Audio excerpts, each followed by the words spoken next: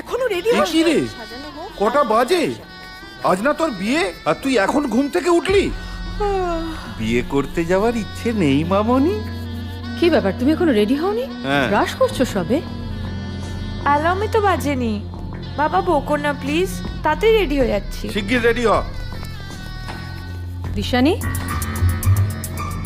তুমি এদিকে কোথায় যাচ্ছ? ফুল তুলতে।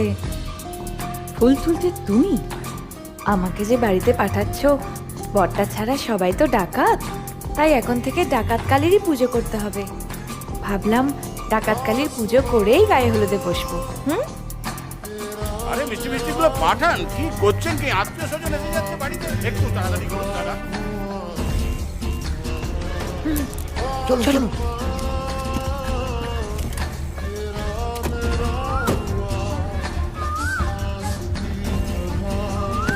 এনে পরে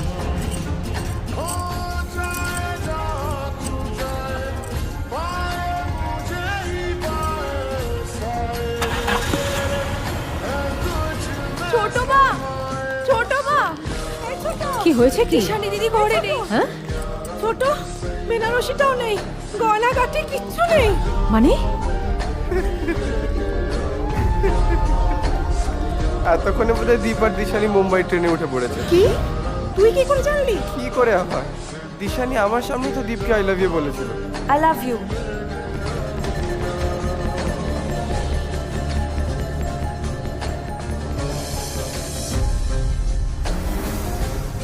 এই জানতিস তো আগে বলিসনি কেন? কেন আবার? প্রেমে বাধা দিলে কি হয় জানো না? পরের জন্মে শক্তি কাপুর হয়ে জন্মাতে হয়। ভালোই হয়েছে। কিচ্ছু ভালো হয়নি, কিচ্ছু ভালো হয়নি স্যার। ওই ড্রাইভারটার জন্য প্রথমে যুধিষ্ঠির বাবুর মুখ পুড়লো, তারপরে আপনাদের মুখ পুড়লো। এখন যদি ঘরের মেয়ের মুখ পড়ে তবে কি আপনাদের চোখ খুলবে? আপনি ভেবে দেখুন, এখন ওই সাংঘাতিক লোকটা যদি এসে শোনে ঘরের মেয়ে মুম্বাই পালিয়েছে, তাহলে তিনি কি ছেড়ে দেবেন? ক্ষমা করবেন আমাদের? ক্ষমা আমি একবারই করি, আর না শুধরলে শেষ করে দিই। আয় স্টেশনে চল, ওর লাশ চাই আমি।